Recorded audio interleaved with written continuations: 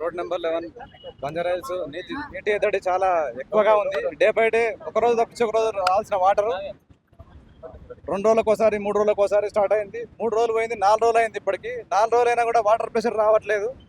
Water pressure వస్తే time maintain చేయరు. Time maintain చేస్తే మొత్తం డ్రైనేజ్ వాటర్ మొత్తం డ్రింకింగ్ వాటర్లో మొత్తం మిక్స్ అవుతుంది. దాని గురించి సీఎం రేవంత్ రెడ్డి కొంచెం కాన్సన్ట్రేషన్ పెట్టి చేస్తే బాగుంటుందని చెప్పి. దేనికి ఇస్తుండే 20 లీటర్ ఒకళ్ళకి ఒక 2 కనెక్షన్లు ఉంటే ఒక కనెక్షన్ ఫ్రీ ఇస్తుండు. ప్రజెంట్ అయితే ఒక కనెక్షన్ ఫ్రీ ఇచ్చి ఒక కనెక్షన్ ఇచ్చిండు, ఓకే పర్లేదు. కాకపోతే ఇంకోటి ఏంటంటే వాటర్ ప్రెషర్ రావట్లేదు. డ్రైనేజ్ వాటర్ మిక్స్ అవుతుంది. దాంట్లో డ్రైనేజ్ వాటర్ మిక్స్ అయితే డ్రింకింగ్ వాటర్లు ఎట్లా తాగుతారు? పబ్లిక్ తాగరు కదా.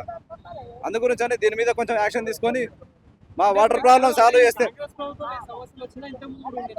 ఇప్పుడు 3-4 మంత్స్ నుంచి ప్రాబ్లం వచ్చింది. అసలు ఈ ప్రాబ్లం అంటే సాల్వ్ చేయాలంటే దాన్ని స్టెప్ బై స్టెప్లా ఎక్కడెక్కడ వాటర్ ఉన్నాయి, ఎక్కడెక్కడ స్టోర్ చేయాలనేది ఇంతకుముందు బాగానే ఉండే.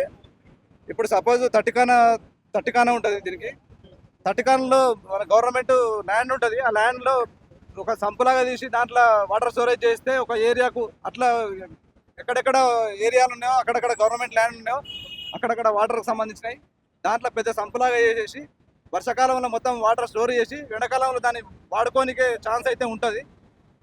ఈ విషయం కూడా కొంచెం ఆలోచించండి. Thank you.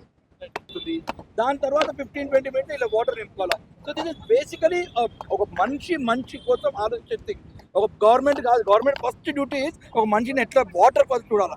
వాటర్ కోసమే చూడలేకపోతే ఇంకా గవర్నమెంట్ ఎందుకు?